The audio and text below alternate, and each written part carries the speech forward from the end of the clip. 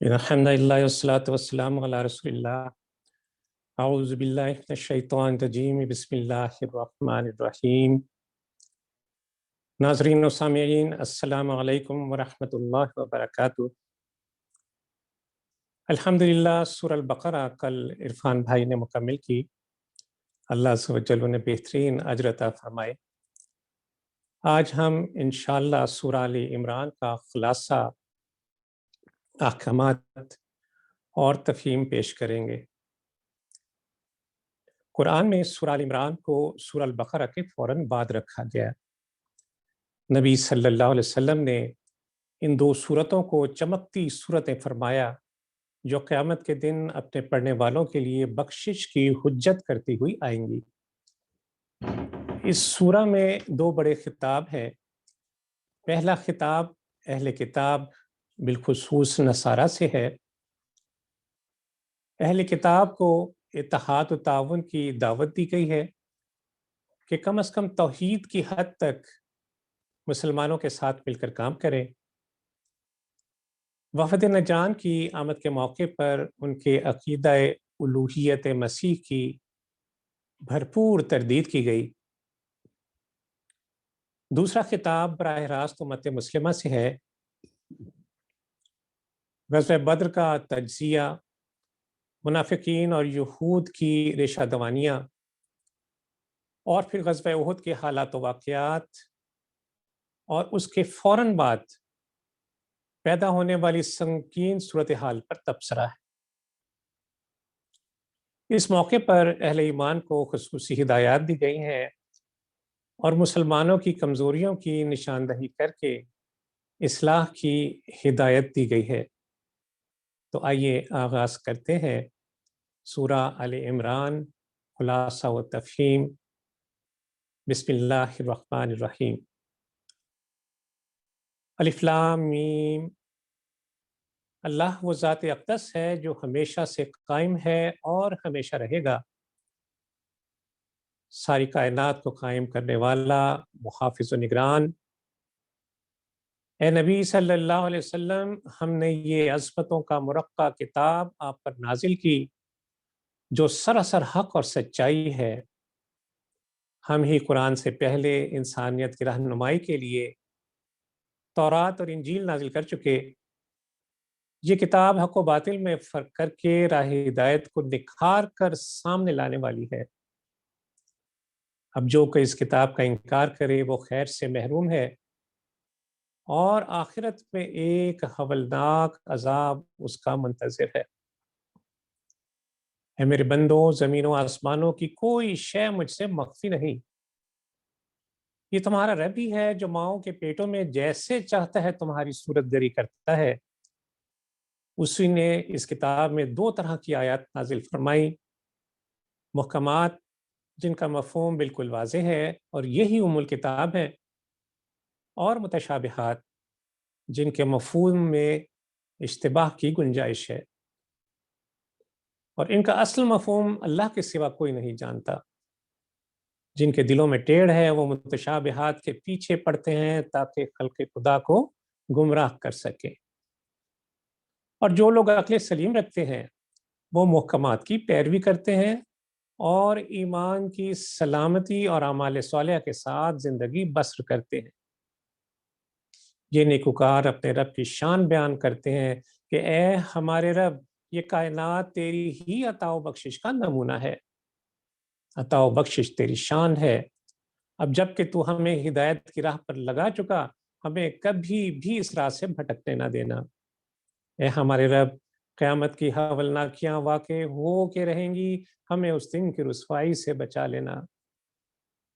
اس دن سب سے زیادہ خسارے میں وہ منکرین حق ہوں گے جنہوں نے دنیا کی زندگی میں اپنے اموال پر اور اولاد پر بڑا تکیہ کیا ہوگا، اور یہی سب کچھ اس دن ان کے لیے سب خساروں کا عنوان ہوگا۔ فرعونی اور دیگر اقوام باطلہ جنہیں مال اور اولاد پر بڑا زوم تھا، اللہ کی سخت پکڑ کی زد میں ہوں گے۔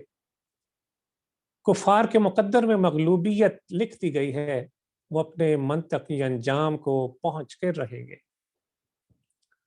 بدر کے معرکہ میں تمہارے لیے بڑا سامان عبرت و بصیرت تھا، کس طرح بے سر و سامانی کے عالم میں ایک چھوٹی سی جماعت نے ہر طرح کے اسلحے سے لیس اپنے سے کئی گنا بڑی جماعت کو شکست، اور ایسی شکست جو رہتی دنیا تک ایک مثال ہے۔ یہ سب کیسے ہوا؟ یہ سب محض قوت ایمانی اور اللہ کی تائید و نصرت ہی سے ممکن ہوا۔ اے میرے بندو، تمہارا دنیا میں قیام بس ایک امتحان ہے۔ ہمیں دیکھنا یہ ہے کہ کون دنیا کی کشائش میں مستغرق ہو کر رہ جاتا ہے اور کون اپنی آخرت سنوارنے کی فکر کرتا ہے۔ تمہارے لیے عورتیں، اولاد، مال و دولت، جائیداد، مویشی اور زرعی زمینوں کی شکل میں بہت سے مرغوبات نفس جمع کر دیے گئے ہیں، مگر توجہ رہے کہ یہ سب عارضی دنیا کے عارضی ساز و سامان ہے۔ بہترین ٹھکانہ تو تمہارے رب کے پاس ہے۔ تو اچھی طرح سمجھ لو کہ جو لوگ مجھ سے ڈر کر دنیا کی زندگی بسر کریں گے ان کے لیے ہمیشگی کی جنتیں ہیں، جہاں ان کے لیے خوشیوں کے ڈھیروں سامان ہوں گے۔ اب جنہوں نے یہ بات سمجھ لی وہ پکار کر کہتے ہیں کہ اے ہمارے رب، ہم ایمان لائے، بس ہماری خطاؤں سے درگزر فرما، ہمیں آتش جہنم کے عذاب سے بچا لے۔ بس یہ وہ لوگ ہیں جو دنیاوی نعمتوں سے بقدر ضرورت استفادہ کرتے ہیں، دنیا کو اپنا مطمع نظر نہیں بناتے۔ ان کی نظر آخرت کی نعمتوں پر رہتی ہے، ان کے دلوں میں اللہ کی کبریائی اور عظمت ہے، ان کے دل اور ان کی زبان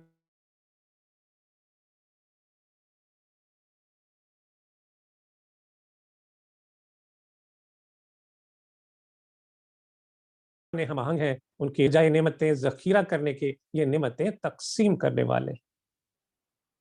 یہ راتوں کو اٹھ کر اللہ و زاری سے استغفار کرتے ہیں، رب کی بخشش و مغفرت کے طلبگار رہتے ہیں۔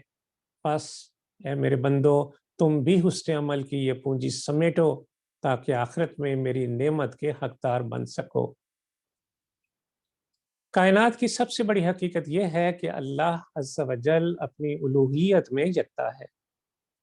اس حقیقت کی سب سے بڑی گواہی خود اللہ عز و جل نے دی۔ تمام انبیاء اور رسولوں کی یہی بنیادی تعلیم تھی کہ اسے ایک اللہ کی بندگی کرو جس کے سوا کوئی عبادت کے لائق نہیں۔ فرشتے حجت و برہان سے اور اہل علم اپنی زبان و بیان سے گواہی دیتے ہیں کہ اللہ کے سوا کوئی عبادت کا سزاوار نہیں۔ تمام کائنات اور خود انسان کی تخلیق یہ گواہی دے رہی ہے کہ اللہ ایک ہے، اس کے سوا کوئی عبادت کے لائق نہیں۔ سب جان لو کہ اسلام ہی دین کامل ہے، کوئی دوسرا دین یا شریعت اللہ کے ہاں قابل قبول نہیں۔ سب انبیاء کا دین ہمیشہ سے اسلام ہی رہا۔ اہل کتاب نے محض کی بنا پر اس دین سے اختلاف کیا۔ اے نبی صلی اللہ علیہ وسلم، اب جو منہ پھیرے تو اس کی ذمہ داری آپ پر نہیں۔ آپ کا کام تو بس پیغام صاف صاف پہنچا دینا ہے۔ اللہ کو حساب لیتے کیا دیر لگتی ہے؟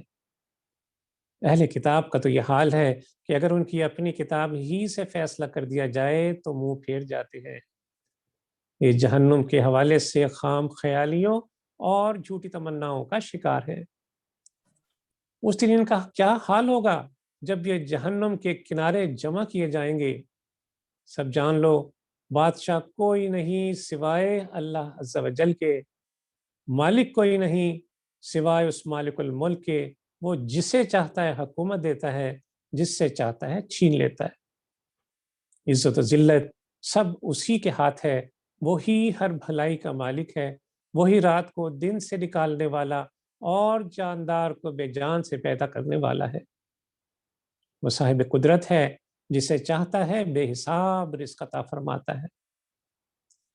اے مومنو، اپنے بھائیوں کو چھوڑ کر کافروں کو اپنا دوست نہ بناؤ۔ جو ایسا کرے گا تو جان لے کہ اللہ کا اس سے کوئی واسطہ نہیں۔ جو کچھ تمہارے دلوں میں ہے اللہ اس سے خوب واقف ہے۔ ہر شخص اپنا کیا دھرا پالے گا۔ اے نبی صلی اللہ علیہ وسلم، مومنوں کو محبت تو آپ ہی سے ہونی چاہیے۔ جو اللہ سے محبت کا دعوے دار ہے اسے چاہیے کہ رسول اللہ صلی اللہ علیہ وسلم کی حقیقی اتباع کرے۔ ایسے شخص کو اللہ اپنا محبوب بنا لے گا اور اس کی خطائیں معاف فرما دے گا۔ پھر جو اللہ اور اس کے رسول سے روگردانی کرے تو اللہ عز و جل ایسے کافروں کو پسند نہیں کرتا۔ تمہارے لیے عیسیٰ علیہ السلام کی پیدائش میں تمہارے رب کی قدرت کی بہت سی نشانیاں ہیں۔ اللہ عز و جل نے ان کی والدہ مریم علیہ السلام کو برگزیدہ فرمایا، انہیں اپنی شان کن فیکون سے بغیر باپ کے پیدا فرمایا، یعنی عیسیٰ علیہ السلام کو اپنی شان کن فیکون سے بغیر باپ کے پیدا فرمایا۔ عیسیٰ علیہ السلام نے گہوارے میں بنی اسرائیل کو اپنی نبوت کے بارے میں بتایا، اپنی والدہ کی برات پر جامع بات کی۔ اللہ عز و جل نے انہیں بہت سے معجزات عطا فرمائے۔ آپ اللہ کے حکم سے مردوں کو زندہ کر دیا کرتے تھے، گارے سے پرندے بنا کر اللہ کے حکم سے ان میں روح دیتے تھے، اللہ کے حکم سے مادرزاد اندھے کو بینائی عطا کرتے، اور آپ کے ہاتھ پھیرنے سے برس کا مرض جاتا رہتا۔ آپ نے بنی اسرائیل کو اپنی اطاعت کی دعوت دی اور انجیل پر ایمان لانے کا حکم دیا، لیکن بنی اسرائیل نے عناد اور ہٹ دھرمی پر کمر باندھ لی۔ بہت تھوڑے لوگوں نے اسلام قبول کیا اور آپ کے مددگار بنے، جو حواری کہلائے۔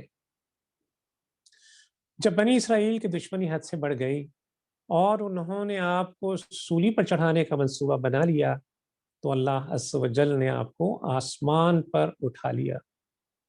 آپ قیامت سے پہلے دوبارہ زمین پر بھیجے جائیں گے۔ عیسیٰ علیہ السلام کی مثال اللہ کے نزدیک آدم علیہ السلام کی سی ہے کہ انہیں مٹی سے بنایا، پھر کہا کہ ہو جا، تو وجود میں آ گئے۔ اس پس منظر میں نبی صلی اللہ علیہ وسلم کو حکم دیا جا رہا ہے کہ اہل کتاب کو اسلام کی دعوت دیجیے، انہیں مشترکات کی طرف بلائیے جو مسلمانوں، یہود اور نصارہ میں یکساں ہیں، اور وہ یہ کہ ہم اللہ کے سوا کسی کی عبادت نہیں کریں گے اور اس کے ساتھ کسی کو شریک نہیں ٹھہرائیں گے۔ تمہارے جد امجد ابراہیم علیہ السلام نہ تو یہودی تھے نہ عیسائی تھے، بلکہ وہ تو مسلم یکسو تھے۔ اہل کتاب خود بھی گمراہ ہیں اور ان کا بس نہیں چلتا کہ تمہیں بھی راہ حق سے ہٹا دے۔ یہ حق کو جانتے بوجھتے باطل سے خلط ملط کرتے ہیں، اللہ کے احکامات میں تحریف کرتے ہیں، آیات کی غلط تعویلات پیش کرتے ہیں، اللہ سے عہد اور اپنی قسموں کو تھوڑی قیمت پر بیچ ڈالتے ہیں اور حق کو چھپاتے ہیں۔ ہدایت انسانی کے لیے انبیاء اور رسولوں کا ایک طویل سلسلہ چلتا رہا۔ ہر نبی نے آنے والے پیغمبر یعنی محمد الرسول اللہ صلی اللہ علیہ وسلم کی آمد کی پیشن گوئی کی اور اپنی امت کو ان کے ساتھ دینے کی ہدایت کی۔ عیسیٰ علیہ السلام بھی یہ بشارت دے کر گئے، جبکہ رسول اللہ صلی اللہ علیہ وسلم سے ایسا کوئی عہد نہیں لیا گیا، بلکہ قرآن و حدیث میں دو ٹوک فرما دیا گیا کہ محمد الرسول اللہ صلی اللہ علیہ وسلم خاتم النبیین ہے، ان کے بعد کوئی نبی نہیں آئے گا۔ اللہ سے جل کے نزدیک دین ہمیشہ سے اسلام ہی رہا، اس سے ہٹ کر کوئی طریقہ زندگی قبول نہیں کیا جائے گا۔ اللہ کا دین چھوڑ کر کہیں سے ابدی نجات اور حقیقی کامیابی نہیں مل سکتی۔ سب کائنات اسی کی مطیع فرمان ہے، سبھی کو اسی کی طرف پلٹنا ہے۔ ہم مسلمان تمام انبیاء پر ایمان رکھتے ہیں، ان پر نازل ہونے والے کلام الہی کی تصدیق کرتے ہیں، ہم سب اللہ کے تابع فرمان ہیں۔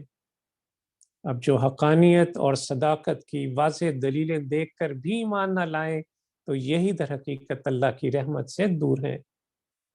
ان پر اللہ، اس کے فرشتوں اور سب انسانوں کی لعنت ہے، ان کا ٹھکانہ جہنم ہوگا۔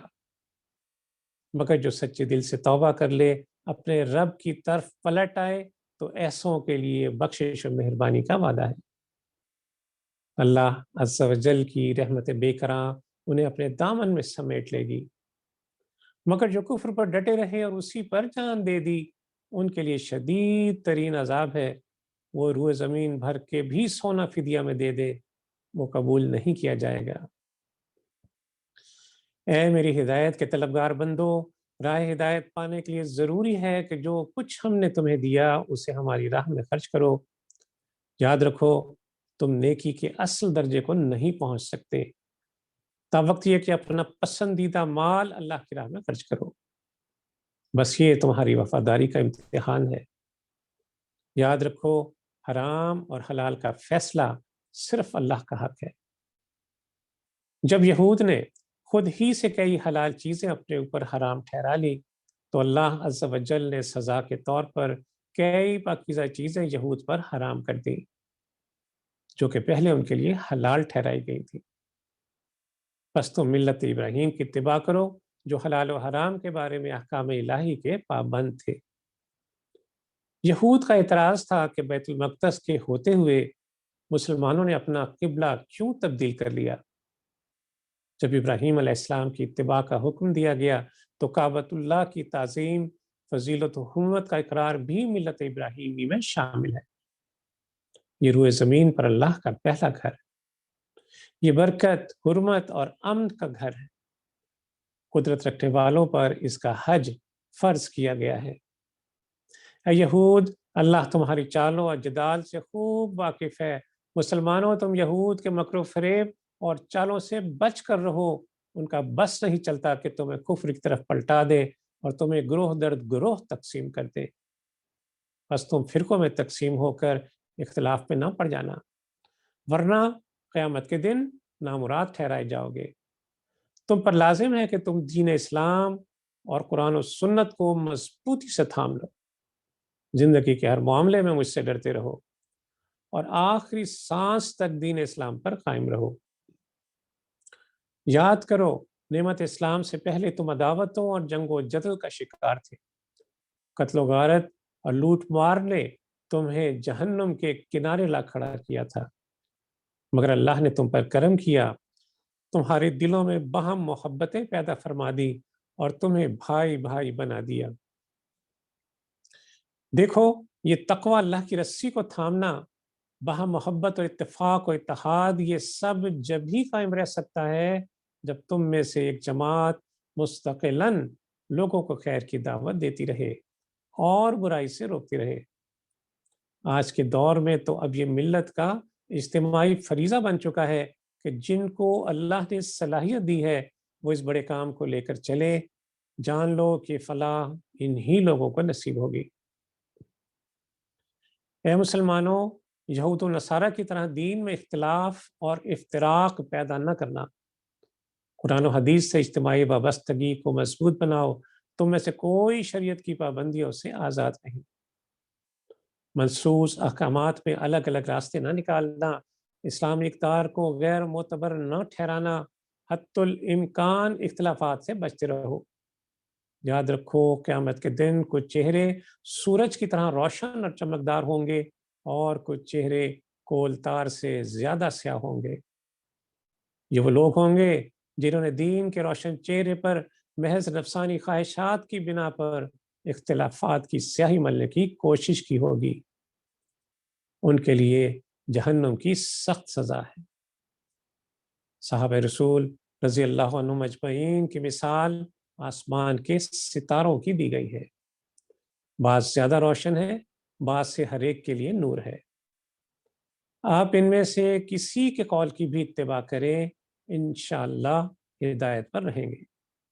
ان کے مراتب علم و فقہ میں فرق ہو سکتا ہے، ان کے مزاجوں میں فرق ہو سکتا ہے، ان میں سے کوئی عزیمت کو پسند کرتے ہوں گے، کوئی رخصت و آسانی کو، کوئی احتیاطی پہلو کو ترجیح دیتے ہوں گے اور کسی کے پیش نظر تیسیر و سہولت ہوگی۔ آپ اپنے حالات کے تحت راستہ منتخب کر سکتے ہیں۔ اجتہادی امور میں دلوں میں وسعت رکھیں۔ ہمیں یہود کی طرح اصول دین اور اجماع امت میں اختلاف سے بچنا ہے۔ فروعی معاملات میں ائمہ کرام کے اجتہادی اختلاف میں خیر ہے۔ نبی صلی اللہ علیہ وسلم کی دعا کے مطابق یہ امت انشاءاللہ کبھی گمراہی پر متفق نہیں ہوگی۔ اللہ عز و جل روز قیامت ہمارے چہروں کو روشن رکھے۔ اے مسلمانوں، بنی اسرائیل کو دنیا کی امامت سے معزول کر کے اس ذمہ داری پر اب تمہارا تقرر کیا گیا ہے۔ بنی اسرائیل اللہ کے دین کی رسوائی کا سبب بنے۔ ہم نے تم سے ان کی فرد جرم بیان کر دی، آج وہ ذلت و رسوائی کا شکار ہیں، دیکھو تم ایسا نہ کرنا۔ سب اپنے لیے جیتے ہیں لیکن تمہیں دوسروں کے لیے جینا ہے۔ تمہیں اس لیے اٹھایا گیا ہے کہ تم نیکی کے چلن کو عام کرو اور برائیوں کو اپنے اپنے سے روکو۔ اللہ کی زمین پر اللہ کے نظام کو قائم کرو۔ تمہیں ایک ایک خیر کو فروغ دینا ہے اور ایک ایک برائی کو روکنے کے لیے ہمہ وقت فکر مند رہنا ہے۔ یاد رکھو تمہارا رب ہر وقت تم پر نظر رکھے ہوئے ہے، تمہارا ایک ایک کام اس کی نگاہ میں ہے، بس ہر عمل میں ایمان کو مقدم رکھنا، تمہارے سب کام درست سمت میں چلتے رہیں گے۔ یاد رکھنا جب کسی کو اس کی نااہلی کی بنا پر معزول کیا جاتا ہے تب وہ کسی رحم یا معافی کا مستحق نہیں سمجھا جاتا۔ تمہارے لیے بنی اسرائیل کی سرگزشت میں بہت بڑا سبق ہے۔ اے امت محمدیہ کے لوگوں، مشرکین اور منافقین کو اپنا گہرا دوست اور رازدار نہ بناؤ۔ اپنے معاملات میں انہیں معتمد اور بشیر نہ ٹھہراؤ۔ ان سے فرد اور ملت دونوں کو بچا کے رکھو۔ یہ اس طاق میں رہتے ہیں کہ تمہاری کمزوریاں ان کے ہاتھ لگے اور یہ تمہارے اندر فتنہ و فساد پیدا کر سکے۔ یہ ظاہری دوستی کے پردے میں در حقیقت تمہاری جڑیں کاٹنے میں لگے ہیں۔ یہ کبھی دل کی بات زبان پر نہیں آنے دیتے۔ پتہ نہیں تم کیسے لوگ ہو کہ ان سے محبت کی پینگیں بڑھاتے ہو جبکہ وہ تم سے کوئی الفت نہیں رکھتے۔ ان کا حال تو یہ ہے کہ وہ نفرت اور شدت عداوت کے باعث اپنی انگلیاں چبا ڈالتے ہیں کہ موقع ملے تو تم سے چھٹکارا پا لیں۔ لیکن وہ کفار جو اسلام دشمنی میں ملوث نہ ہو ان سے اچھے مراسم رکھنا ہے تاکہ وہ اسلام کی طرف مائل ہو۔ ان حالات میں تم صبر اور تقوی سے کام لو۔ دیکھو تم نے بدر میں کمال کا صبر اور تقوی اختیار کیا، تمہیں میری مکمل نصرت حاصل رہی۔ احد میں بدر والا صبر و تقوی نہیں تھا جس کے باعث تم کو وقتی شکست سے دوچار ہونا پڑا۔ آئندہ یاد رکھنا جب صدق و اخلاص پورا ہو اور اللہ پر بھروسہ اور اعتماد بھی کامل ہو تب اللہ اپنی غیبی مدد سے ضرور نوازتا ہے۔ یاد رکھنا مدد جب بھی آتی ہے اللہ ہی کی طرف سے آتی ہے۔ اے مسلمانوں، سود مت کھاؤ، یہ اخلاقیت کو تباہ کر دیتا ہے۔ خلق خدا کا خون چوس کر اپنی عاقبت برباد مت کرو۔ جان لو کہ اللہ سے جل کی رحمت اس کی اور اس کے رسول کی اطاعت میں ہے اور اللہ کی رحمت کا مظہر جنت ہے۔ دوڑو اپنے رب کی جنت اور اس کی مغفرت کی طرف جس کی وسعت کا اندازہ تمہاری سوچ سے کہیں بڑھ کر ہے۔ یہ ان لوگوں کے لیے تیار کی گئی ہے جو اللہ سے ڈرنے والے ہیں۔ تنگی ہو یا فراخی، ہر دو حالتوں میں اللہ کا عطا کردہ مال اس کی راہ میں خرچ کرتے ہیں۔ جو غصے کو پی جاتے ہیں باوجود قدرت رکھنے کے درگزر سے کام لیتے ہیں۔ جب ان سے کوئی فاحش سرزد ہوتا ہے تو فوراً استغفار کی طرف لپکتے ہیں اور مضطرب ہو کر اپنے رب سے معافی پر معافی مانگتے ہیں اور کہتے چلے جاتے ہیں کہ کون ہے ہمارے رب جو تیرے سوا ہمارے گناہ معاف کر سکے۔ اور جو سچے دل سے توبہ کرے تو مہربان رب اپنی شان کریمی سے اس پر پلٹ آتا ہے اور اپنے بندے کو اپنی جنتوں میں داخل کر لیتا ہے۔ یہ قرآن ہدایت اور نصیحت کا انمول خزانہ ہے مگر اس کے لیے جو اپنے رب سے ڈرتا ہے۔ مسلمانوں، ایک بات خوب غور سے سن لو، آج تمہاری پستی کا سبب یہ ہے کہ تم مسلمان نہیں۔ تمہاری تمام تر زبوحالی کی بنیادی وجہ تمہاری ایمانی کمزوری ہے۔ تمہارا ایمان صرف زبانی دعووں کا نام ہے۔ تمہارے اعمال اور افعال حقیقی ایمان سے خالی ہیں۔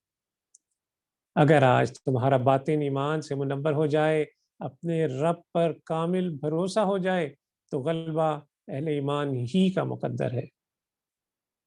ہم ہی نے تمہیں بدر میں بھی آزمایا تھا اور پھر احد میں بھی۔ جان لو کہ اللہ عز و جل کی سنت ہے کہ وہ کھوٹے کو کھرے سے الگ کر کے رہتا ہے۔ آج کا مسلمان آزمائش کی بھٹی سے گزارا جا رہا ہے۔ ہمیں چاہیے کہ بد دلی کے بجائے اپنی ایمانی کیفیات کو مضبوط بنائیں، کیونکہ ایمان ہی مسلمان کا اصل ہتھیار ہے۔ اے امت محمدی، کیا تم یہ چاہتے ہو کہ آزمائش کی بھٹی سے گزرے بغیر جنت میں چلے جاؤ، یا جنت تمہیں تشت میں رکھ کر پیش کر دی جائے؟ نہیں، اللہ تمہیں جہاد کی سختیوں سے گزارے گا اور جانچے گا کہ تم میں سے کون کس قدر صبر کرنے والا ہے۔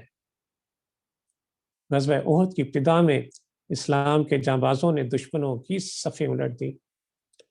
مسلمانوں نے قریش کو بدحواسی کے عالم میں بھاگتے دیکھا تو مال غنیمت سمیٹنے میں لگ گئے۔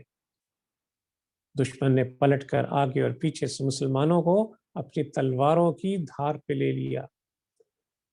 مسلمانوں پر شدید بدحواسی کا عالم چھا گیا اور اسی اثناء میں مشہور ہو گیا کہ محمد صلی اللہ علیہ وسلم شہید ہو گئے۔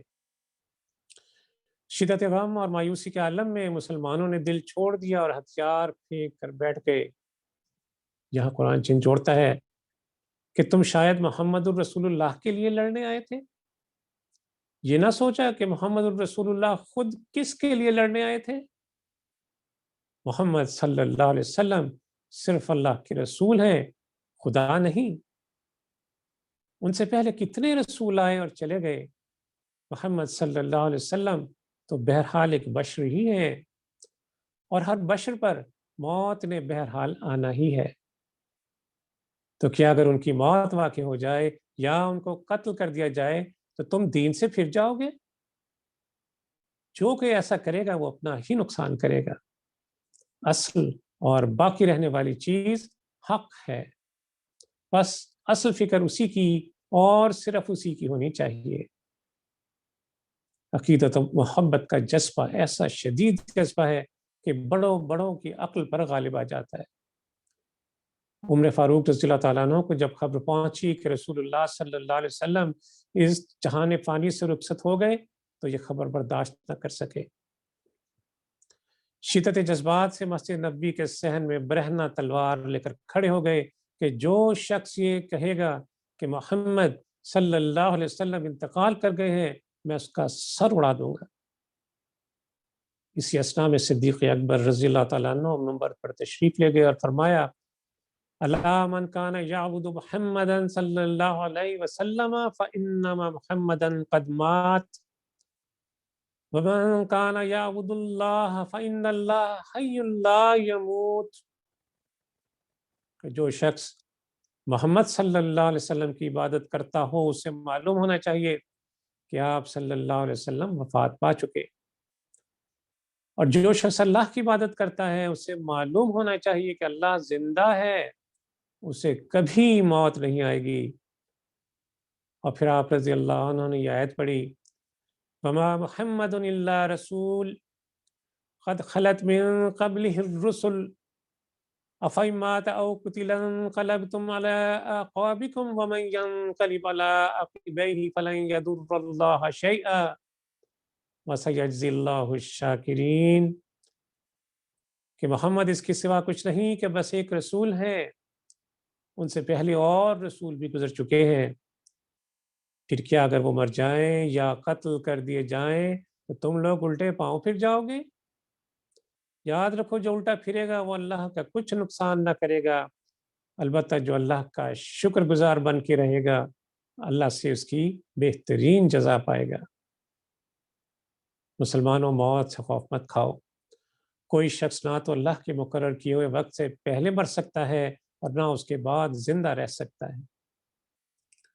تمہیں موت کے بجائے اس بات کی فکر ہونی چاہیے کہ زندگی کی جو مہلت تمہیں دنیا میں حاصل ہے اس میں تمہاری سعی اور جہد کا مقصد کیا ہے، دنیا یا آخرت؟ بس جس کی سعی جد و جہد کا مرکز دنیا ہے وہ دنیا پالے گا، اور جس کی کوششوں کا محور آخرت ہے وہ آخرت کو حاصل کر لے گا۔ جہاد کا راستہ مشکل ضرور ہے، تمہیں اسراف کے مصائب سے دل شکستہ نہیں ہونا، صبر سے آگے بڑھتے جانا ہے۔ یاد رکھو اللہ صبر کرنے والوں کو پسند کرتا ہے۔ یہ راہ حق کے مجاہد اپنے رب کے حضور عجز و نیاز سے سر جھکائے رہتے ہیں اور بڑی عاجزی سے عرض کرتے ہیں کہ اے ہمارے رب، ہمارے گناہوں اور لغزشوں کی پردہ داری فرما۔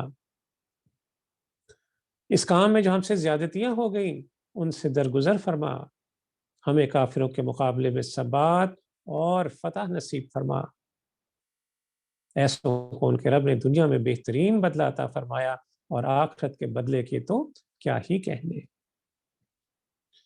اے مسلمانوں، منکرین حق کے مشوروں پر نہ چلنا، یہ تمہیں تمہارے دین سے پھیر لے جائیں گے اور تم نامراد ہو جاؤ گے۔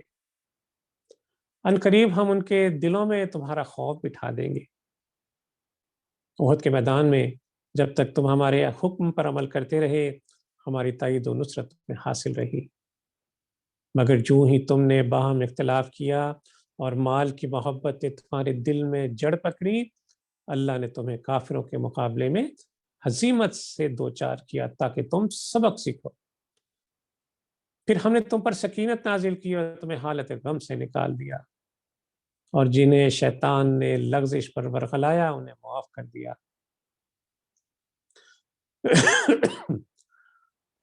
منافقین نے اپنے جہاد میں جانے والے بھائیوں کے متعلق کہا کہ اگر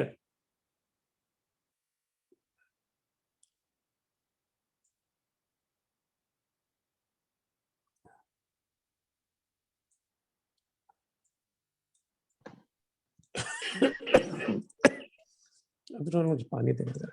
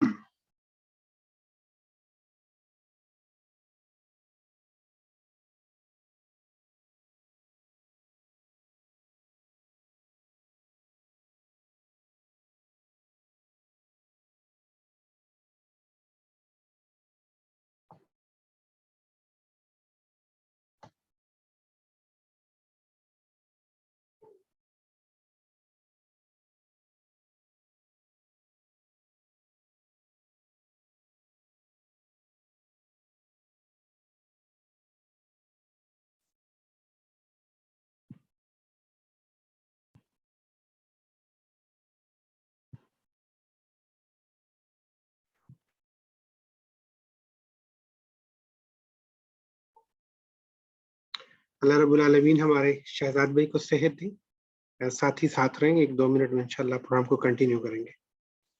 ہم 2 منٹ کا وقفہ لے لیتے ہیں انشاءاللہ۔ آپ کا مائک آف ہے، آپ اگر طبیعت ٹھیک ہو چکی ہے تو دوبارہ جوائن کر لیں، نہیں تو ہم 2 منٹ کے وقفے کے بعد دوبارہ کنٹینیو کریں گے۔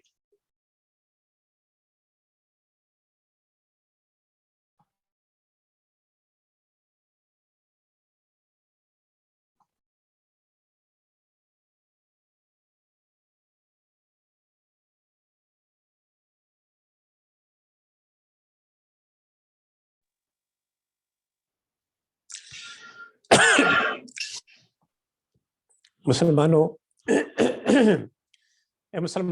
اللہ نے تم پر بڑا احسان کیا کہ تم میں محمد الرسول اللہ صلی اللہ علیہ وسلم جیسا پیغمبر مبعوث فرمایا، جس کی قرآنی تعلیمات سے تم شرک اور برے اطوار و اخلاق سے پاک ہوتے ہو، جس کی سنت تمہیں زندگی گزارنے کا صحیح طریقہ سکھاتی ہے۔ جو اپنی جانیں اللہ کی راہ میں قربان کر دیں انہیں مردہ نہ کہو، تمہیں ان کی زندگی کا ادراک نہیں، وہ زندہ ہے، خوش و خرم ہے اور اپنے رب کے ہاں رزق پا رہے ہیں۔ اللہ کی راہ میں جہاد کرنے والوں کو جب کفار کی تیاری اور سامان حرب کی اطلاعات پہنچتی ہیں تو ان کا جوش ایمانی اور بڑھ جاتا ہے۔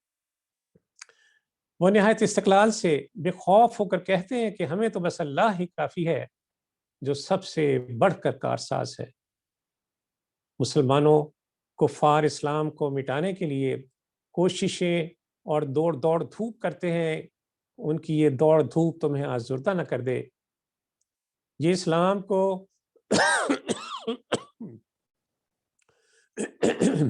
یہ اسلام کو کچھ نقصان نہیں پہنچا سکتے۔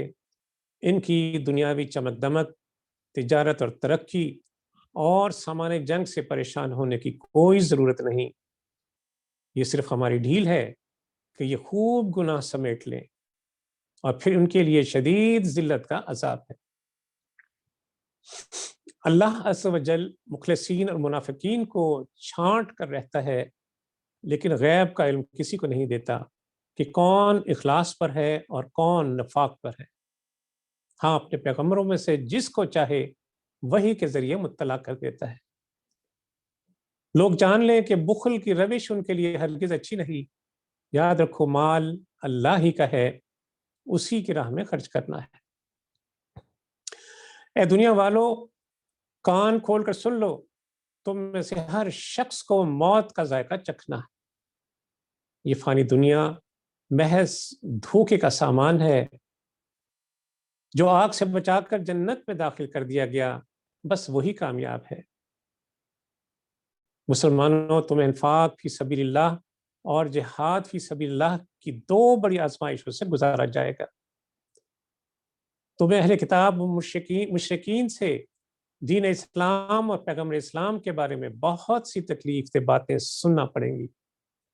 ان شدائد کا صبر اور تقوی سے مقابلہ کرنا۔ اگر وہ حد صبر سے تجاوز کرے تو پھر عزم و ہمت سے مقابلہ کرنا۔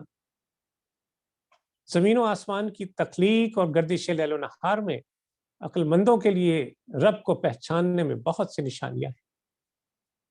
یہ عقل و دانش والے اٹھتے بیٹھتے ہر وقت اپنے رب کی نشانیوں پر غور کرتے ہیں اور پکار اٹھتے ہیں کہ مالک، تو نے اس کائنات میں کسی چیز کو بس پیدا نہیں فرمایا، تیری خلاقیت میں ہزار ہا حکمتیں ہیں، بس تو ہمیں جہنم کے عذاب سے بچا لے۔